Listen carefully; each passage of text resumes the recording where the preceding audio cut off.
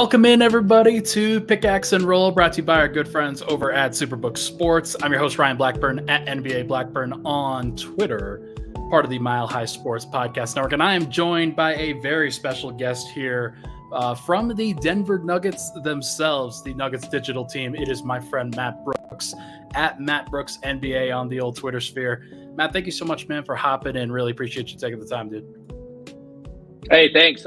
I'm excited to be back. I always laugh when people say, "Oh, from the Denver Nuggets," like I'm a two-way player or something. Yeah, man. Right Hey. from the website. You're a tall guy. You're a tall lad. I'd probably say yeah. You're like 6'1", 6'2".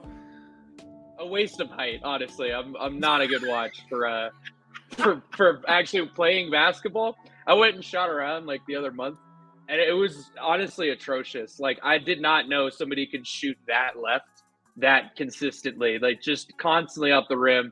It's an atrocity. That's why I write words. You know, I'm living through NBA players because my lord, I can't play basketball.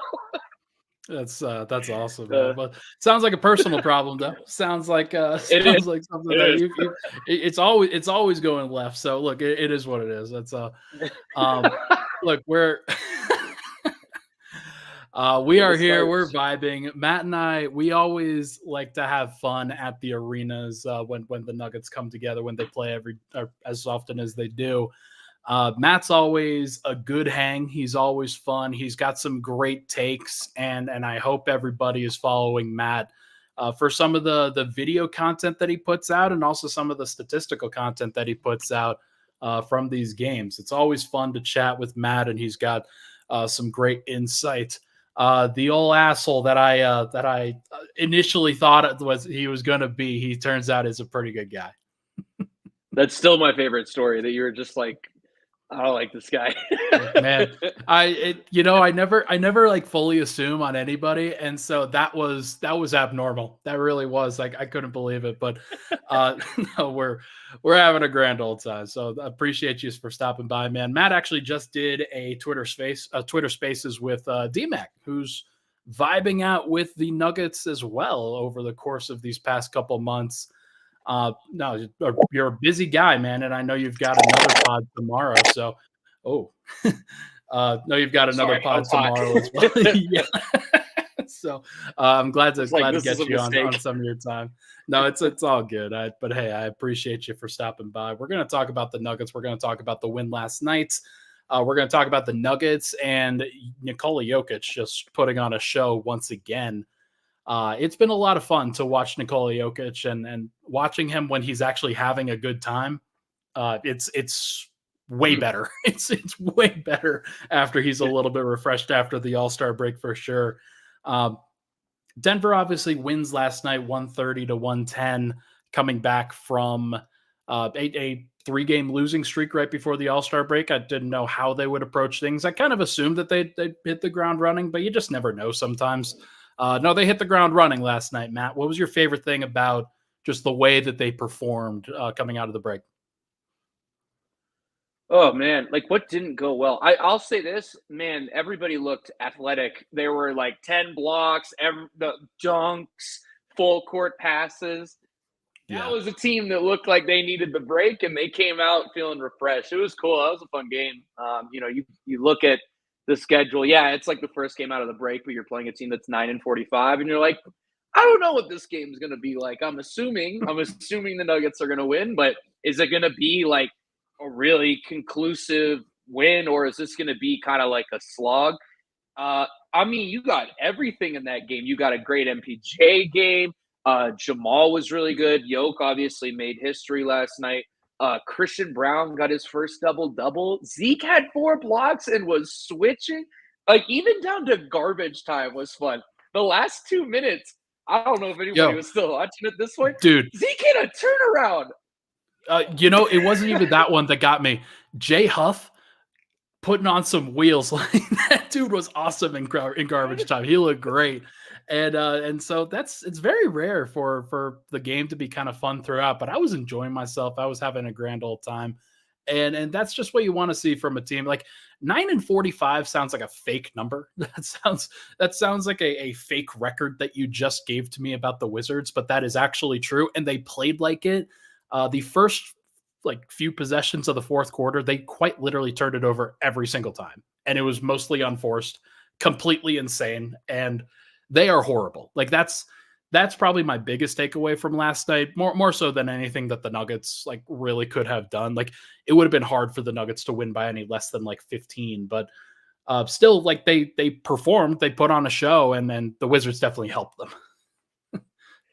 Yeah, I would say I'd caution getting any really hard takes to this game. I think you could be like, hey, this was really encouraging what you saw from Christian and Zeke, and that's what you want to see going forward. I think it's cool to see as the just kind of watch for rotations, I guess, a little bit as you get into the season. But yeah, I mean, the Wizards, they had that possession what was it? They called a timeout, and then they immediately turned it over on the timeout, and there was another timeout. I'm like, wow, you rarely see that. The double timeout in 20 seconds.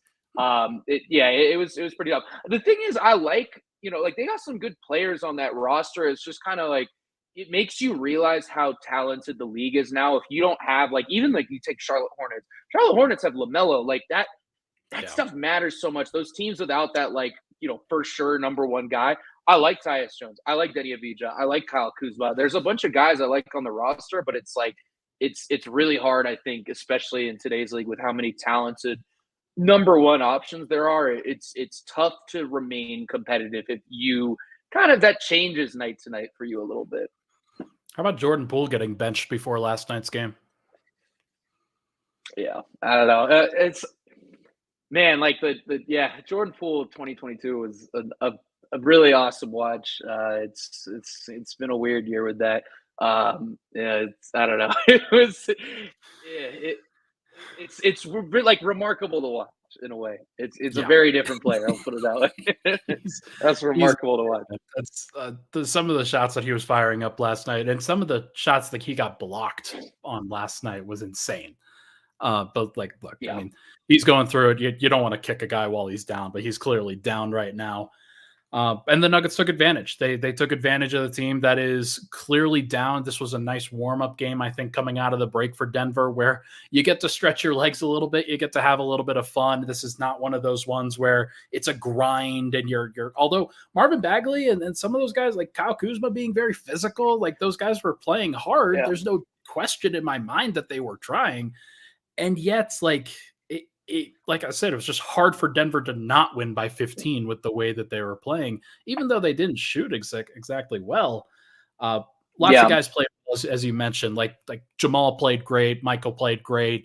Aaron played pretty well. I'd say that there were some weird plays with Aaron, trying to kick out from under the rim sometimes. But which of those guys really stood out? We'll save Jokic for the second segment. Which of those other starters stood out the most?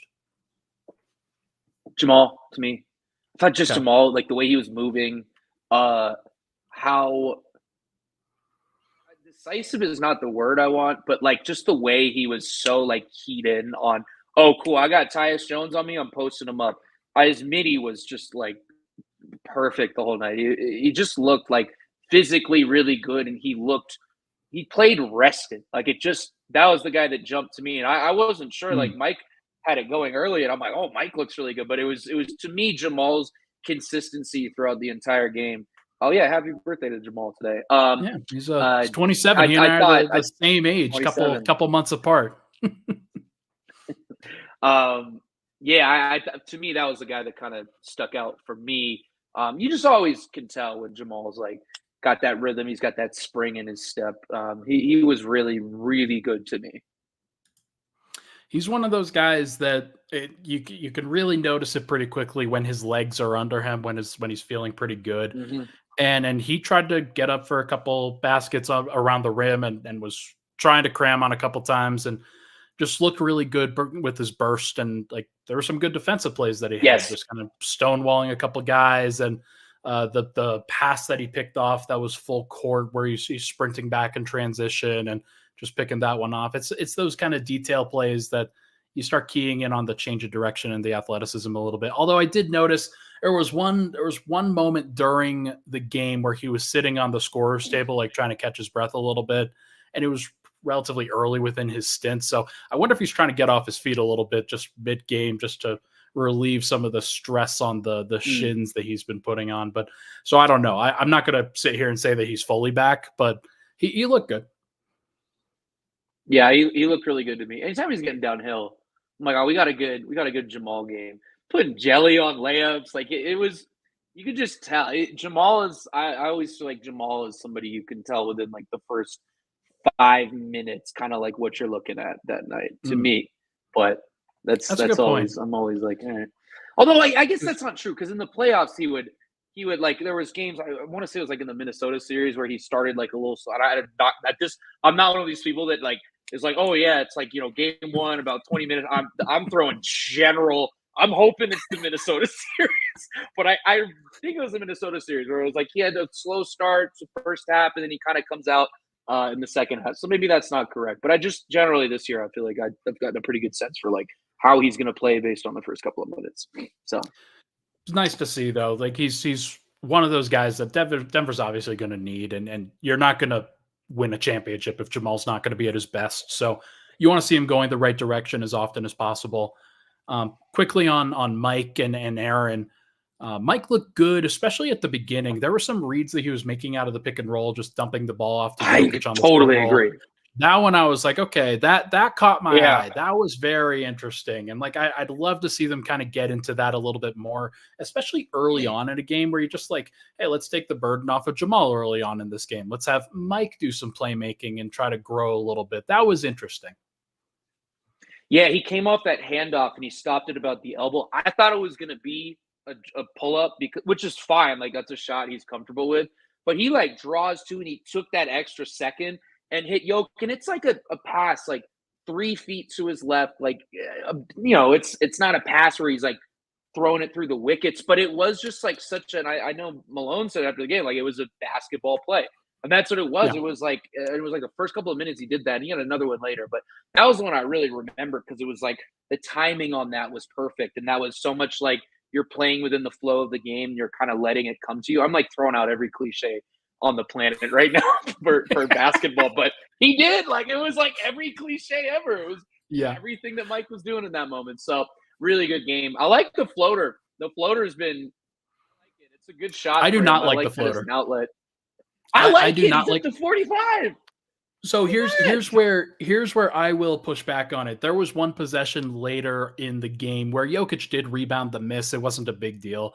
But there are times where Mike, like when he gets somebody on his back and he's got a 2-on-1 going downhill, he can manipulate that and use the fact that he's 6'10" with a high release and drop it off to Jokic a little bit more consistently than what he's looking for.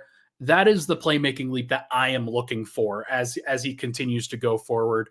And then also, like, you're 6'10", you can get all the way to the rim. Like, especially if you've got Jokic right there, keep putting pressure on it. Don't bail out the defense by shooting a floater, even if it's good, because you could turn that into a 65% shot at the rim. That would be, in my opinion, the better way to go. Although, look, that is a playoff thing where you save your body for that. So I'm not really critical here, but there are some things like it is a step in the right direction for the in-between game that he has lacked for a long time.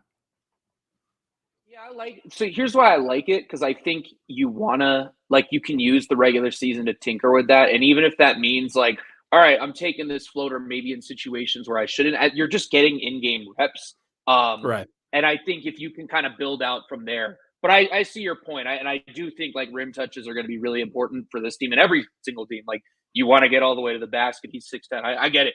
I like it. I like that he's been able to like take it confidently. And I think there's always going to be like a little bit of a balance with that. Like yes, you want to get reps, you want to do that, but you also want to find the like right shots for yourself. But I like it. And I've liked it. He did it a little bit in end of the series against the Heat. I want to say like game 5, he took it a couple of times. And I liked it then. And that was my first like, oh, that would be a cool shot for Mike. Like if that's something that he could work into his arsenal and make it more consistent. And so I've been a fan of it. I don't care what the numbers say. I'm going pure hooper eyes right here. I like it. Breaking it out in game 5 of the NBA finals like a real hooper. That's always what we do. That's it. Come on. That's so funny. 3 guys that we got to hit on before we hit a break. Peyton Watson, Christian Brown, Zeke Naji. Mm-hmm. Which of those guys stood out the most for the right reasons? I'm going to go with Christian because of the rebounding. And he had this play early on where he caught it. Like, I think Yoke threw it to him he was in the right corner and he caught it. And it wasn't like, cause sometimes he'll catch and like hesitate for a second. It wasn't that. Like, he was covered. Like, the guy closed out well to the corner and he like ripped through and took this little, like, I don't know if it was like a Euro or what the technical term for it was, but it was this really nice finish and hook shot. And it was funny. He was like working on those before the games. That was a really good play. I think those types of shots where he's getting run off the line from the corner and kind of coming to the basket at a direction, like that angle, those have been a little trickier for him. That was, to me, like his best finish I've seen maybe this year. It was just like a really, really controlled, confident play. But the rebounding was great too. I mean, he's just coming in from the weak side. Like, look, like if guys aren't going to guard you when you're at the perimeter, like crash, go ahead. So really, really good game from him. I like that play. And I know exactly the one that you're talking about. What really stood out about it was like you said, control is one word.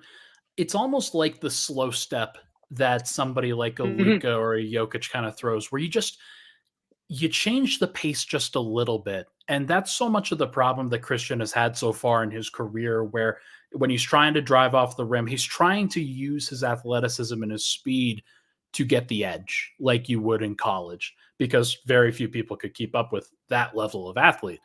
But the difference at the NBA level is everybody's that level of athlete. So you have to be crafty and creative and do the things that the defense is not expecting just to create separation. And that one was such a great example of that, because it created just enough for him to get into a comfortable place where he could shoot. Well, it was like a 4-foot, 5-foot hook shot or something like that. And that's exactly what you're going for. That's exactly what you need from the dude. And it's not that hard. It's something that you've got to practice. It's something that you've got to be willing to go to and try. But I like him going to that rather than just crashing to the rim, because too often he's been called for charges, or teams blocked his shot, or he's just a little bit out of control trying to go so fast. So I really like that. I think that's a great point. Yeah, it was cool. And it was funny, like Peyton, fellow sophomore, talked about that in practice. I don't know if you were there. You might have been sick. I missed it on that day. Right? I was on Tuesday. Tuesday I was there. Yeah, whenever Peyton spoke, he talked about like, I'm learning I don't have to go so fast. And that was something we saw like a little bit in transition early in the year. He would just like fly at the rim, which is great. Like Peyton's super fast. But he mentioned, he was like, I'm learning, and I've learned like even when I'm going slower, I'm still really fast. Like I'm faster than most guys. And I think that's something in these last 26 games. Peyton, to his credit, has done a good job of that. That's something, if Christian can continue to do that, I think that's a huge growth point, and something that I think will be used and leaned on a lot, because there will be a lot of those possessions in the playoffs where you do need to make those decisions, run off the line, or even just creating something out of nothing a little bit. Those situations will be there. There's no doubt about it. Peyton, 4 blocks, Zeke, 4 blocks. Those guys both looked great defensively. Some of the blocks that Peyton had, just like out of nowhere, catching up with the dude, doing crazy things from a timing perspective and making the hustle plays that get the crowd going. Like that dude, he's going to be a great defender for a long time. I'm growing to expect it a little bit more. And these are the situations where, I mean, he's young now, but he's going to know, okay, I can hunt against this team, or I can hunt against that matchup, or things of that nature. So he's going to learn that really, really quickly. And then Zeke, like just a really nice bounce back performance from him. I'm just very, very impressed. There's a level of poise that you have to have just entering that situation. And obviously this was not a tough matchup. He was going against Rashawn Holmes for half the time, and Eugene Amarui, who was giving Jokic buckets half the time. Hey, respect him. He was good. I thought he was good. Might have been the best player on the floor, which is TJ Tucker. wild I was statement. like, He was the PJ Tucker of the Wizards. I was impressed. He looked good. He's going to be my doo-up Reef. Like, everybody was on him early. This is my two-way guy. I'm locking in on him. Like, this guy's going to be good. I don't know. But he was good. I like him. Sorry. No, it's okay. It's okay. No, Zeke, I thought, had a nice bounce back, and like he had 4 blocks himself. And that is the level that Denver's going to have to reach with him. It's not lost on me that garbage time, everybody was -3. Zeke ended up being a -3, which means that during the time of the game that really mattered, he was only a net neutral against this Wizards team. That's not a great sign. And Denver's got to find more ways to be positive in those minutes. Overall, the skill set is there for him to be impactful, where you switch and guard and defend and screen and offensive rebound and do those things. If he can do those things enough, then he will, he might even play in the playoffs. I don't feel comfortable with it yet, and he's got to continue to show this over a bit more time, but he might have to play, and Denver might decide to go that route, which they kind of have to. He's locked in until 2028. But yeah, this is if Aaron Gordon gets in foul trouble, I think you go Zeke, and to his credit, he's been really good since mid-February. Really, the last 4 games or so, I've really liked what Zeke's done. Just even little things did he have any offensive fouls? I don't think he had any yesterday. No, I just felt his timing and calmness on offense. Again, you're playing the Wizards, but he's setting up. He's saying, "Oh, do I have a dribble handoff here? Nope, I don't. All right, we're just gonna reset."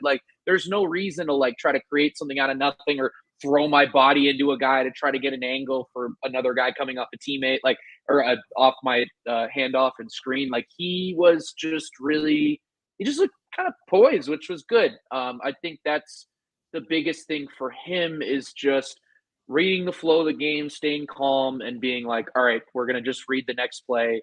And it's hard. I remember talking to him before the season, and he said, "Look, I've been trying to watch film of Nikola and learn how to be that handoff hub," which I think is cool. I think it makes sense. If the shooting is not going to be the thing that's featured for him as a pick and pop guy, you are going to have to figure out what he's going to be. And if that's it, great. But that's hard to learn. That's really hard to just be all right, I'm going to become Nikola Jokic now and be a 5-out handoff guy. It's hard to do. But I thought yesterday was really one of his best performances doing that. It may seem really easy, oh, you're just handing the ball off to somebody, but it's hard. You got to position your body and make sure you're creating advantage for the guy coming off the handoff. And I thought it was really good. It takes a lot of poise, and that's what I felt like he did a really good job of yesterday.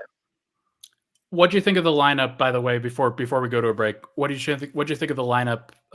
Murray, Christian Brown, Michael Porter, Peyton Watson, Zeke Naji, that they kind of deployed last night. There was a couple times where they had Reggie as the stagger instead of Mike. But I think the one with Mike out there was a bit more natural. I like it. I like pairing Mike and Jamal.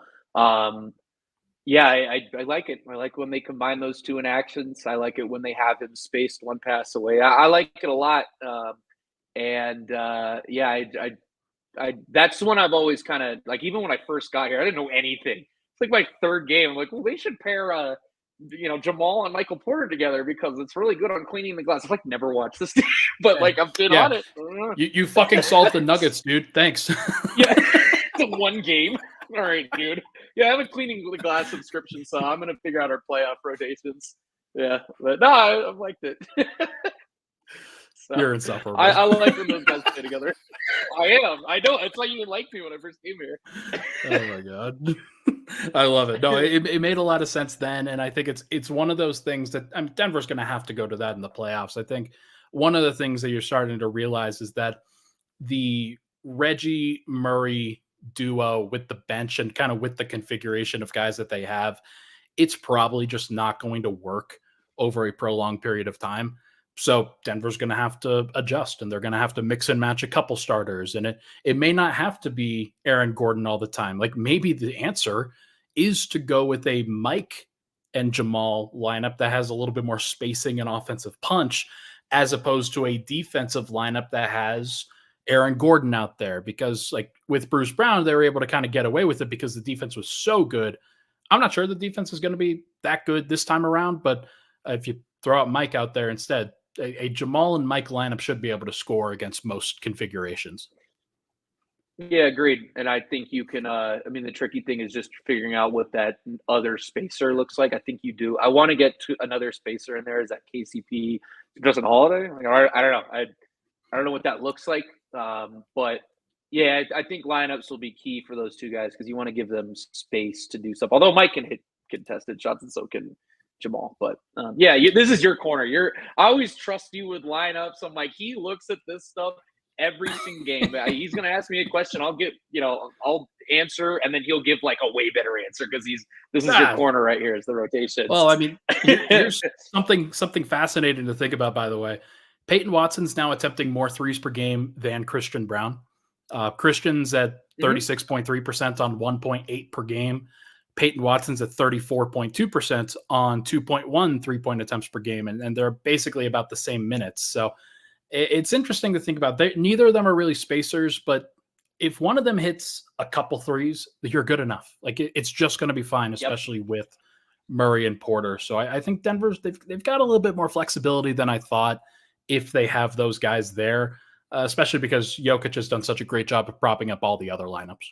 So it'll be interesting. Yeah, I love Peyton the way he takes those shots. Well, it was the game against Memphis. Remember when they kind of like left him alone in the corner? And he hit how many threes did he hit that game? 4 or 5? He hit like 4 out of 10 or something like that. That's what you need. That's because that's going to happen realistically in the playoffs. There will be a series where one or both of Christian and Peyton are left open. And I love that Peyton takes them. And I think that's key for Christian is taking those shots. He's been really good above the break the whole year.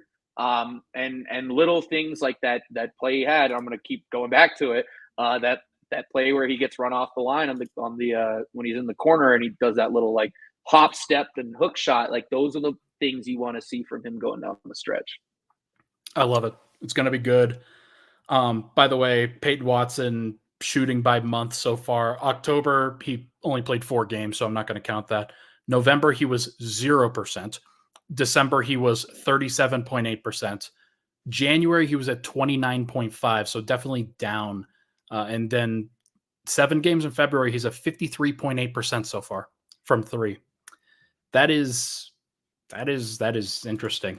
He's going to be streaky. He's always going to be one of those guys that's streaky, but still fascinated to see what version of Peyton you're going to get from a spacing perspective. Going to be fascinating to see where he grows. Okay, but we have to take a break.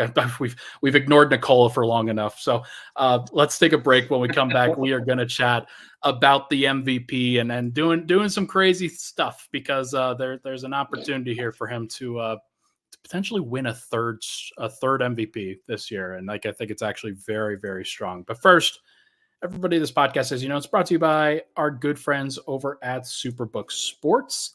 Really appreciate everybody for checking out Superbook over the course of these last few weeks as we've continued to push them. You can win some money this season with Superbook, the most trusted name in sports gambling, with a direct line to Las Vegas, and you can use their promo code MILEHIGH to score up to $250 with their first bet bonus. Win or lose, Superbook will match your first bet up to $250 with promo code MILEHIGH. Download the Superbook Sports app, enter the promo code, and you'll get $250 courtesy of Superbook Sports. Visit superbook.com for terms and conditions. Gambling problem, call 1-800-GAMBLER. We'll be right back on Pickaxe and Roll.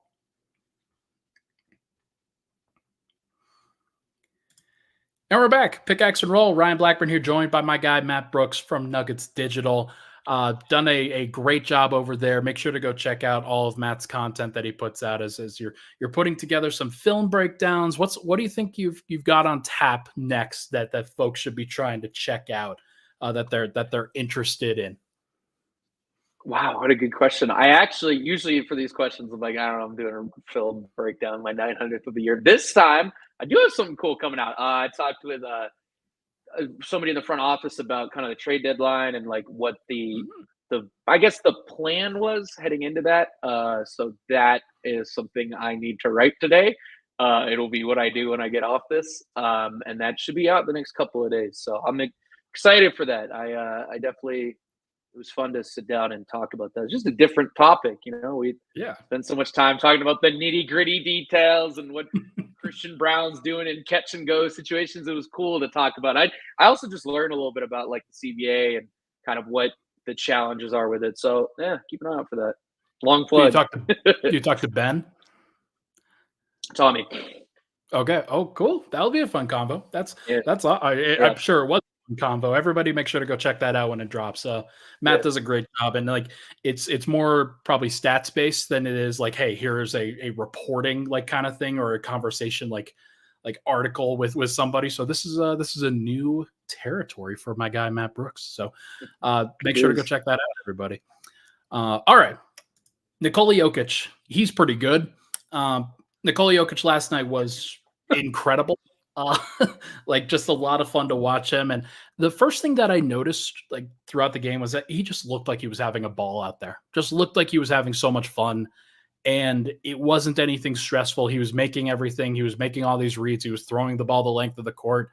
The behind the back pass that he had to Aaron Gordon in like just reading out of a pick and roll and a slip that's stupid. And he does that and that's just something that we now have to live with now. Yep. What's your fun Jokic take from last night? His presser. Oh, yeah? I promise. The presser was like the highlight for me. Dude, he talked about legacy. Yeah. I couldn't believe it. Yes, he did. I've never heard him do that. It was great. Yeah, he was talking about, this is something cool. Because, I figured Nikola doesn't like to talk about his stats. He wants to talk about the team and everybody else on it. But I don't remember what the question was, but he was asked about the triple-double, and he said, this is a cool thing I'm going to get to look at the end of my career. I almost fell out of my chair. I couldn't believe it. It was a fun presser, which was like really cool to hear him talk about that. The game was awesome. I mean, it was just a perfect shooting from the field.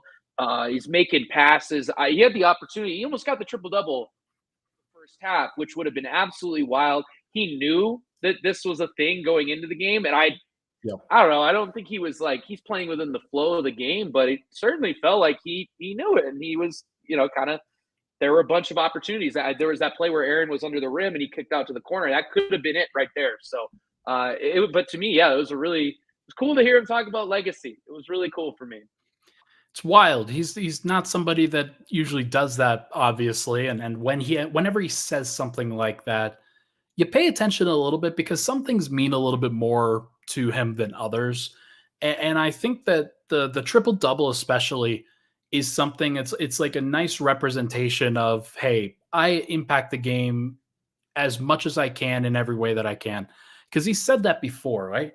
Like he said it before where the triple double itself, and then like he takes pride in being able to impact the game in so many ways. And like just whatever the team needs from him, he's able to do or he's able to try. That kind of started from, hey, I'm gonna dribble the ball up the floor. Or, hey, I'm going to go into the post and I'm going to be a post passer. Or I'm going to run some pick and roll now because, hey, we don't have as many healthy guards anymore. And to the point where you're just kind of putting the burden of the world on your shoulders. And he's willing to do that. And like, this is one of those stats that's like, he's been so amazing at that every single night. And this one I think meant even more just because you get the triple-double against every team in the NBA joining LeBron and Russell Westbrook. Those guys, obviously, modern-day legends in terms of their ability to impact in all areas. And then I looked this up, actually. This was the 16th perfect triple-double in NBA history in terms of points, rebounds, and assists. 16 total times. Jokic now has 4. Wilt Chamberlain has 3. Draymond Green has 2. Yeah, and there are 7 other guys that did this. So TJ McConnell. I forgot about that one. Yeah. Look at you. Tell Michael Malone that. Oh my God, it's Michael Malone's favorite player. Yeah, it's crazy. Wild level of impact. What can you say about like when Jokic does these historical things? How do you evaluate it? Because there are so many times where he will put up a historical stat. How do you process it? Kind of how does that go in your head? Not enough. Mm. You'll finish with like I think Christian was talking about that last night. How he'll like go 15 of 17 from the field, and I'll be writing up my recap, and I'll be like typing up, okay, well, Nikola shot this, and then there's certain times where I think about that, and I'm like, dude, this guy just played like 30, whatever, like mid 30s minutes, and missed 2 shots on like hard shots. He's posting up like these are not like he's an alley oop center. Like it's I don't know. I don't think I think about it enough. I think it's impossible almost to not be sensitized to greatness a little bit. But it really is incredible what he's able to do. He leads the NBA in post touches, elbow touches, and he's touching the ball constantly. He is so much of the offense goes through him. And for him to remain that freaking efficient is unbelievable. But yeah, I mean, a perfect triple double. I think his 9th or 10th shot is that catch he gets probably a couple feet in front of the free throw line. Spins, layup through 3 defenders. He's so good, man. He's just so good. I've tweeted like 400 versions of he's really good, huh? Yeah, right. I've officially started calling him triple double man. And like I know like Milwaukee Bucks fans and then like some other fan bases like Philly fans will definitely say that in a more demeaning light, where these guys are not necessarily like trying, they're going against just what he has accomplished and trying to make light of it. I say it from like a place of endearment, where like he is like as likely to have a triple double as anybody in the NBA in NBA history with the pace that he's currently on. And like where Russell Westbrook was at this point in his career was not close really to where Jokic is right now. Somebody like Luka will probably break the triple double record in some odd years, like that'll probably happen. But for this moment in time, like Jokic is going to break, like unless something crazy happens. Like Russell Westbrook, I think between regular season and postseason has 210 triple doubles. I think Jokic has 138, if I'm not mistaken. That thing's coming down. Like that is not staying like in Russell Westbrook's hands. Like Jokic will accumulate that if he plays any level of like minutes for the next 5 years. Like it is going to happen. And if he were to achieve that, at least for a time, like it is just one of those things that like sets him apart as one of the most impactful superstars in all categories that we have ever seen. I've never understood why people like count that against him. Okay, he can affect the game in 3 like of the main categories. Yeah, they're pretty important categories, by the way. Like they're really important. It's just I don't understand it. Like it's so important. Yeah, I mean, I'm trying to think of there was a game maybe against Boston. There's a game where he had like I don't know how many boards. There's a couple. I wish I had this on hand right now, but it was like he wasn't scoring. Like the scoring wasn't going for him, so he just goes, all right, cool. I'm just gonna grab every single offensive rebound. It was a couple of months ago. I wish I knew which one it was. So if you give me a second on Stat Muse, I can pull it up. But it is truly remarkable, like the way he can affect a game. It just depending on what the game needs. And a lot of times the game needs him to do all 3 things. They need him to rebound, they need him to pass, and they need him to score. But to me, it just shows you like the greatness of Nikola Jokic is his consistency, but it's also his ability to read like what that day is calling for, what the story or what the need for his team is that day. And he's going to go do that. I mean, I think it comes out in triple doubles. Like it's a good thing. It's certainly not a bad thing. 100 touches per game for him right now. 92.7 for Domantas Sabonis is the next closest. Luka's at 92.4. So like those guys touch the ball. There's no doubt about it. Jokic is now kind of creeping up the time of possession where I was gonna ask. He's actually he's at 4.7 minutes per game, I believe, which is just under Trey Jones and Malcolm Brogdon. So like really scraping the top of the barrel there in terms of like how much minutes he's taking away from the rest of the guys for them to shine. But I do want to finish kind of with this on Jokic. MVP race has been very contentious in recent years going against Joel Embiid. Embiid's obviously not eligible for that this year with the games played requirements, but three other guys have kind of taken his place in terms of, hey, you could make an argument for these three guys in place of Jokic. SGA, Luka Doncic, and Giannis Antetokounmpo. I think that all three of those guys are incredible in their own rights, but right now I would have Jokic at the top because of the way that he impacts the game in so many ways at the center position while captaining the defense. Like, I think it's fair, and everybody, like, nobody's going to be really super critical if it's Jokic who wins the MVP.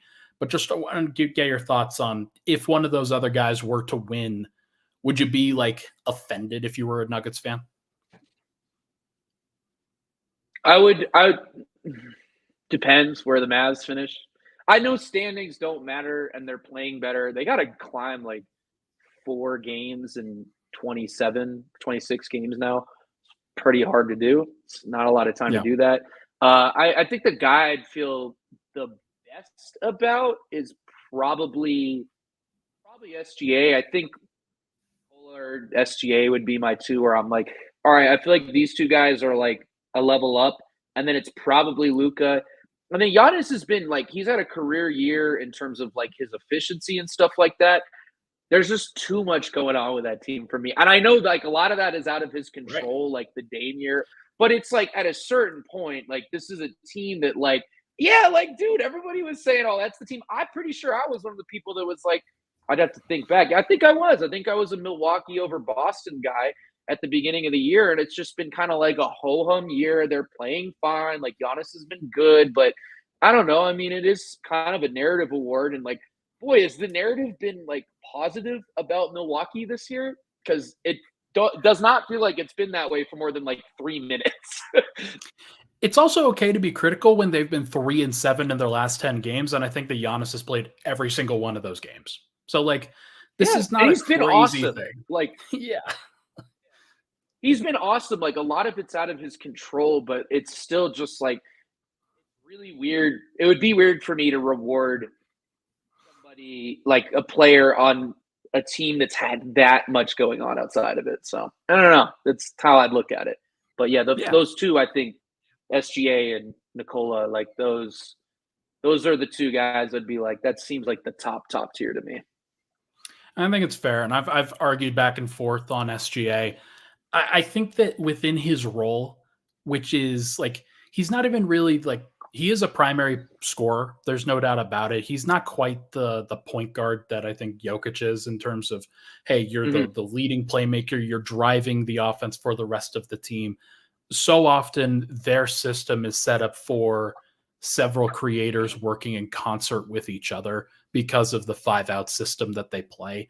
And that's all well and good. And like, but it is sort of, I think it kind of takes away from SGA's individual awesomeness, though his defense has been great and he is still averaging like 31 a game. So like, it's hard to take away from it too much because he's like, even as a guard, he's shooting like what, 55% from the field, which is just, that's a rarity. And he's driving, like by far leading the league in drives. His shot profile is pretty difficult. It's like turnarounds and layups where he's getting around like 3 defenders. He to me is like the reason I have him and Nikola in this like upper tier is just like the difficulty, but the consistency. It's like every time I check the Thunder's box score, it's like, okay, SGA had 32 on like 56% shooting. Like it's every single time I check that. And I don't know. I trust that people are like watching the league more nationally than me. I'm very locked in on the Nuggets. That's who I watch, that's who I work for. I'm sure they're going to make the right decision with all this, but yeah, whenever I see those two, Nikola and SGA, it's like such impressive how consistent they are. I don't know how else to say it. Oh, it's fair. Like those guys are, especially with where the expectations were for SGA. I don't think I would be offended if I were to watch SGA win an MVP. I would just know that Jokic is the better player, which is where Yes. I kind of come down to that. Like, it would be Yes. kind of like one of those LeBron MVPs where, like, okay, you could definitely give it to LeBron, but this other guy might be having a slightly better individual season within the concept of kind of where they are. I'm also kind of at that stage where SGA will have plenty of other opportunities to win MVP, but this is the opportunity for Jokic to win his third. And like, I don't know how to balance that out because like, I think that SGA and the Thunder are going to win like 60 games next year. Like they're on the upward trajectory, and like there will be plenty of opportunities to credit him. People, if they're trying to fight to take it away from Jokic, that'd be a little bit weird because like he's still probably the best player, and like if you're basically have the same record, then like I don't think you should be fighting that hard to sort of move it away from him. But look, it is what it is. I'm not gonna. That is the last thing I will say about it. Any final thoughts on MVP? No, I think it's funny. Last year, it was like the narrative was all you can't give Nikola his third MVP. Look at the class that puts him in. And now I'm like, hey, man, if Nikola finishes his career with 2 MVPs, we're going to do the thing where we look back and we go, why? So why didn't he have an MVP? That, like, I know it's going to happen because we do it with every great player. He should have 3 MVPs. Like, he's Larry Bird, Magic Johnson. I think he can get there. Like, I think he can get into if he continues at the pace he's going at and continues to play the way he is, I think he will be in that top 10-ish player ever. Which I didn't know before I came here. And now watching him, I'm like, yeah, this feels like the right thing to do.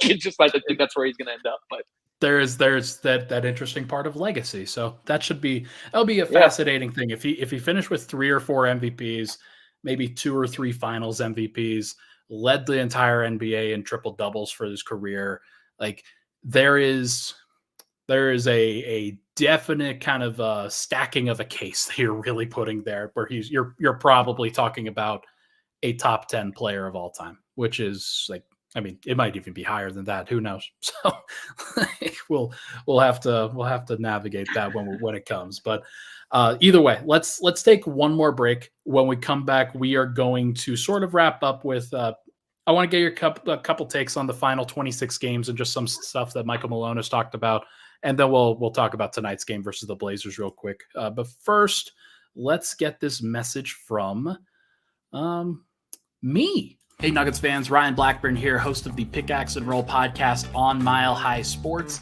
We've got the best Denver Nuggets coverage around, so make sure not to miss an episode and subscribe down below to the Mile High Sports YouTube channel. Nuggets off to a great start. Make sure not to miss a thing on Mile High Sports. And I really should have like styled my hair for that, like that advertisement. I was liking it. You had the 3 buttons, like the little. Is that a Henley? Is that what that's called? I don't know. Yeah. Henley. I thought it would look pretty good. That's one of my favorite shirts. I actually like that one. Sure. It's a good shirt, man. I got the mustache out there growing a little bit, so yeah. I think I got to bring that one back. That one, I actually kind of liked it. Not gonna lie. Although like I need to cover this up. That's probably better with the full beard anyway. So it's all good. All right, final segment here. Let's chat about just kind of things for the final 26 games. Denver obviously 1-0 in the post All-Star break stretch here. One thing that we didn't mention, KCP goes out with a finger sprain from yesterday. We actually didn't get any clarity from Michael Malone on whether that was the same finger or not. I asked him, how's KCP doing? And he's like, oh, yeah, he's fine. We'll chat with him in just a little bit. So I can't imagine that it's that serious. Like, they probably did x-rays. They probably, like, I don't think they did an MRI or anything like that, but we would have heard if it was more serious. Denver needs to be healthy, but they also need to get some like reps with these different combos and different lineups and things like that. So I hope that KCP isn't out for any prolonged period of time because they need him, and they actually kind of need him to get back on track a little bit. He's down to 37% from 3, 37.3, which is kind of no longer in that elite tier. And that's one of the things where if you talk about the margins for where Denver's offense is right now, like they could use KCP getting fully back on track. Yeah, I wonder how much that was the hammy. I mean, he's one of those guys he'll never say because he's like, he'll be like, no, it's fine. I'm just playing through it. But yeah, I think getting him on there, like the first 55 games, I feel like there was a little. Well, first off, you didn't have Jamal for a good portion, and then you used a little bit more to experiment, try different lineups. Now I like your point. I think you use these last 26 games to like simulate a little bit of your playoff rotations, and that means you got to have all your guys there. So, I definitely think I think that's a really salient point. Just about you need to get him back. What is it? Pinky finger? One of those. Do we know which finger it was? It was initially it was the right pinky finger. Now I assume it's the same one, but I don't know. We never got the clarification there. We will get it at what 2:30. I think that's probably when the injury report comes out. So, yeah. Something like that. Seems like a good point. Good guess. But so we'll get clarity. But yeah, those can hurt a little bit. Just the jamming those, I think, can hurt quite a bit. So it'd be nice to get him on and get him fully back. He was a little. I don't remember. He did it pretty early, right? Because it was like that first couple possessions, and I think it was Kuzma who tried to dribble through him and Jamal, and he like got in for the steal, and I think I tweeted it out, and then you quote tweeted me actually. About how I was like, his energy looks great, and you're like, ooh, it looks like he tweaked his fingers. So, I think it would be good to get him back fully healthy. That'll be the key trend, I think, for these last 26. Certainly would be nice. Certainly would be good. Quick point on his shooting splits by month. I did this for Peyton earlier. October, he shot 41%. November, he shot 41%. December, he shot 44%. January, he's down to 29.9.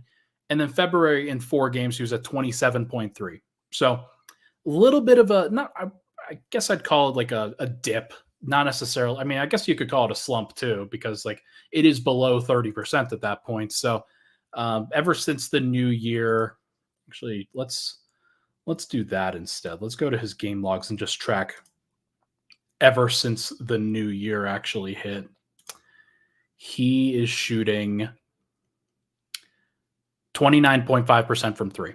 So look, that's a big deal. Like you need him to be at tip-top shape by the time the playoffs roll around. Do I have any worries about him? No, but it's just something that I'll be watching for certain lineups that Denver's going to have to play. And he had a quiet March last year. I remember that was like when I first started working for the Nuggets. Mm-hmm. He was at 25% from 3 in March. And then he heads into the first round. It's 36%, then 41% against the Suns, 44% against the Lakers. So it continued to trend up as kind of the playoffs went. So I wouldn't worry about it as much. I just think the biggest thing is just like his health will be the big thing. Great point, Matt Brooks. Great point to keep adding in those playoff numbers as well. That is a good thing for Denver, I think. Okay, final couple things here. I know we've gone pretty long here. Michael Malone, over the course of these last couple days, ever since the All-Star break kind of ended, he's talked about Denver's goals and he's talked about seeding. He's talked about, it's probably more. It's less about seeding. It's less about getting a top 1 or 2 seed, and it's more about how they play. It's more about getting fully healthy. It's more about just what you're seeing from the team at those points and how he feels about the team at those points. First of all, just do you have any reaction to that and where like what Denver's priority should be? Is he right about that? Is that the right call? I think he's right that health is the number one thing. I think he's like technically he's right. Like you do want health number one, right? But I also would say you want a number 1 seed. He said that. He said, I want that and I want health, but I just want health more, which is fair. The players were the ones that were like, I think every single one of the guys that we got this last week during practice, aside from Mike, who was a really quick interview, every other guy said, we want the 1 seed. Like we want the 1 seed. So I think that is something the team wants. I don't think that there's like this sense of in the locker room, they're like, we don't really care what seeding we get. No, I think they've understood the whole year. Like, we went into the playoffs last year. We had home court advantage in every series. And we realistically could have won every home game. Like, game 2 against the Heat, I think we all can agree was like not the finest. That was the worst game that they played all playoffs, and there's like no question about it. They were disgusting level of execution. No, and they called it out. Jeff Green was like this did not, like, that was not it. Like, and the players, like, you never ever ever see that happen during the playoffs where a guy comes on a press and he goes, like, our effort wasn't good enough. So realistically, they could have gone undefeated at home in the playoffs last year. It matters. Home court advantage obviously matters in the playoffs. It matters when you play in altitude. It does. So yeah. I think they understand that. I don't think it's like this, the team doesn't care about getting the 1 seed. I did think it was interesting messaging, just that you got kind of different ones from the guys at practice and Malone kind of saying, hey, we want health number 1. So I get everybody's point, is kind of my long-winded way of saying it. I would just say, yes, you want to get a top seed.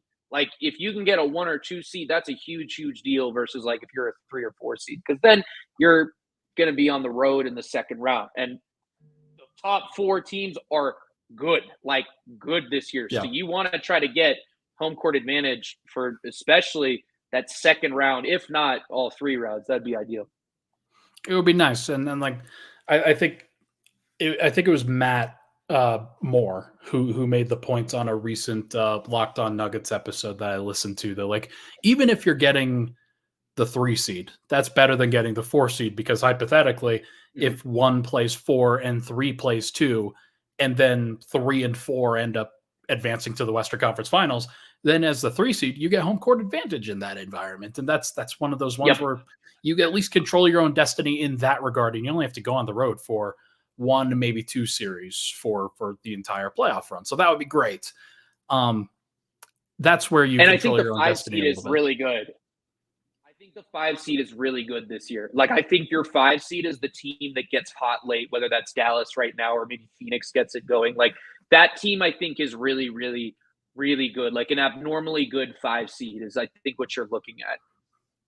Yeah, and whoever kind of rises to the top there, that's going to be something that obviously you match up with. Now, right now it's New Orleans, but New Orleans has also won their last 4 games in a row and is 8-2 in their last 10. So, like, and Dallas has won 7 in a row and is 8-2 in their last 10 at the 6th seed. So, I don't know if you're getting any breaks from anybody. Like, it is at that point. Yeah. And that's also one thing that Nikola Jokic said last night in his presser. It's like, hey, nobody wants to face the Warriors or the Lakers in the first round. Nobody wants that. So I thought that was an interesting admission. That was an interesting little take there. Yeah, that was cool. Yeah, it was a good presser. Talk about the All-Star break. He was really honest about being like, dude, I'm pretty tired, man. But it's so funny. Like, he says that. It's like the last guy on the planet you worry about being tired. It's like, this is Nikola tired from All-Star break, and he just walks into 21. Motherfucker had a perfect triple double. All right. So, yeah, man. But I like that point. No matter what, I think there's going to be the first round in the West is going to be just terrific. I mean, just from a basketball fan perspective, there's just going to be a good game every single night, which will be fun. Be really fun to watch. What do you need to see going forward to feel good about how they play? Because we talked about, okay, seeding is one of those things that's like, you don't necessarily worry about that. You just worry about getting healthy. But they talked about they want to play a good style, like their style of basketball going into the playoffs. So what does that look like? What are you looking at for those moments? Rotations for sure. I think you want to try to get those staggers a little bit more crystallized for what you want to do. Like, obviously, in an ideal world, you play everybody next to Nikola and everybody's good, but that's not what's going to happen. So you do need to find those 2-3 man combinations. I have talked about the transition offense. It was good yesterday, right? I think did they outscore them in fast break points? I want to say they did. Yes, they outscored Washington 30-22, which is nice. You haven't seen that a lot this year, but I think that would be the big one. Pretty big drop off this year from last year. They were top 4 this year. I think they're, if not last, they're one of the last couple teams in the league in terms of transition efficiency. So That'll be the big one. But at the same time, like it hasn't really like that fall off in transition hasn't hurt their overall numbers that much. They're maybe scoring 1 point less per 100 possessions, which is because their half court the offense is better. So, but I think what made Denver so lethal last year was that they could just kind of, it was like death by 1,000 cuts. Like they can hurt you in the fast break. They can hurt you in the half court. So I think as a team whose identity is largely offense, they obviously have a gear on defense that we've seen and they turn that up.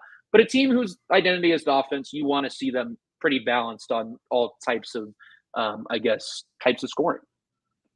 I think it's fair. It's one of those things where that was the sort of detractor from the offensive rating this year. It's like it would be nice to see that kind of bounce back in the right direction. I talked about that yesterday or Wednesday, just as a level of more precision and understanding of how they have to play heading into a playoffs, the details and ironing those things out. Like I think you're exactly right about that. No, it's interesting to think about, and I think that's a salient point. So, are there any players specifically that you have your eye on down the stretch more than any others? Christian, but that's because I'm a huge victim of recency bias. But no, I do think Christian is a big one. You want to try to get him going offensively, and I think if he's feeling in rhythm offensively, you're going to get the Christian Braun that we got in last year's regular season and playoffs defensively. He's been good this year defensively. I do think, he's, by his own admission, he hasn't been to his standards defensively. So I think that would be the big one for me. Other guys, it'd be nice to see Reggie he doesn't need to play like exactly like he did in November, but like a little surge late heading into the season. Or end of the season. I think that would be nice. He's a guy that like, if he's really in a groove, he could make a difference in a couple playoff games because he's a guy that gets hot. Dude, that stuff matters. And they didn't really have that guy last year, which it has its pluses and minuses. Bruce, I think, was a lot more of like a consistent 10 to 12 guy. Like there might be a game where Reggie goes off for 18 or something like that. That can swing a game. But those are probably the two guys I'm watching. And I think I even told you yesterday before the game, like Reggie's my number one candidate to see, like, is this the guy who the All-Star break seems to make the biggest difference for? Who shows the most spring in their legs after having a week off? Reggie's a good candidate, and like he was skipping a little bit around. He's feeling pretty good. Obviously didn't shoot at the beginning of the game, but he made his last 3 shots, and I thought his reads mostly were really good. It was just kind of missing. So yeah, look, it is what it is. We'll figure out just how it goes. I throw in Michael Porter in there as well.